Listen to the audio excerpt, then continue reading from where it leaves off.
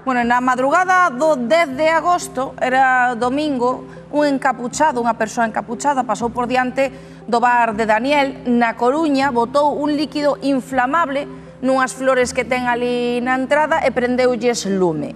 Fíxose un incendio de considerable importancia, Dende logo, os danos comezaron a ser maiúsculos no negocio de Daniel porque mirade as laparadas que se formaron.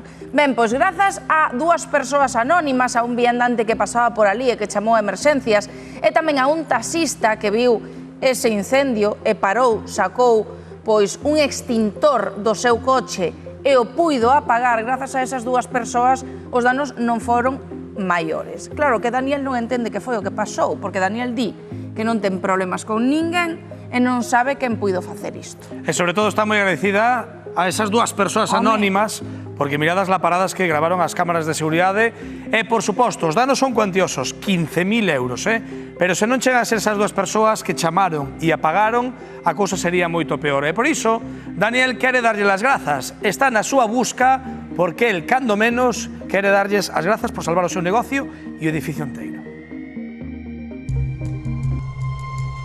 Daniel Gómez, neste local da Coruña, pois vistes como a pasada noite do sábado ao domingo, pois había como unha persoa que vos plantaba lume na porta e que o desenlace puido acabar moito peor do que foi finalmente, non? Sí, moitísimo peor, porque botaron un líquido inflamable, tiñamos un arreglo floral para tapar unha baixante, prendeu moi rápido, pasou ao toldo, primeiro unha persona que chamou aos bombeiros, e logo un taxista que parou, dou marcha atrás, aparcou aí, sacou un extintor rápido do coche, e entre que el vaciou, máis sacou unha botella de auga, creo, tal, e chegaron os bombeiros e poderon parar isto porque poido ser unha tragedia.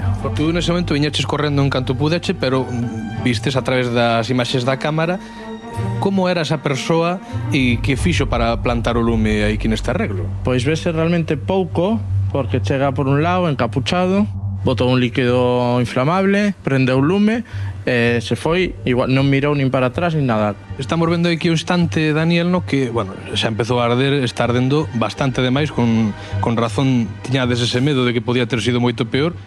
Aí está o viandante, chamando por teléfono aos bombeiros, o taxista dando marcha atrás, vai a aparcar aquí ao lado, na porta, e... Entón, nese momento, cando sale el co extintor, aí o vai, empeza a apagar o lume. Correcto. Mira que hai liada aí. Sí. Isto era para arder todo o edificio. Aquí vemos no canalón pois estes restos, o canalón en sí xa foi cambiado, sustituído, sí.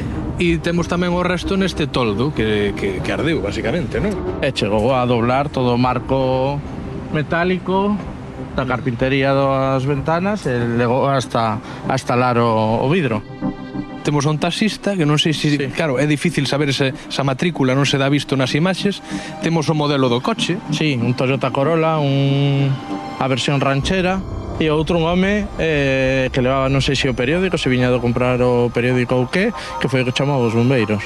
Claro, tú decías que gustaríache saber deles, coñecelos, para poder darlles un agradecemento, non? O primeiro que hai é ser agradecido. Desde logo. E creemos que merecen pois un reconocemento, ir, teremos un detalle con eles, que veñan cenar, porque se darles as gracias en persona, porque para nós é moi importante, porque o tema material é secundario, pero aquí poido arder todo o edificio. E iso... Poido ser un verdadeiro problema para... Exacto, moi grave. Eu creo que non era consciente da que podía liar o tipo que prendeu o lume aquí. Porque realmente arriba hai unha residencia de ancianos. Podía ter sido moito peor. Moitísimo peor. Por moitas gracias e que atopemos canto antes esta xentiña, que aquí unha cea, que a máis cos produtos que tes aquí, seguro que a disfrutan tamén, non? Seguro, eso non hai dúbida.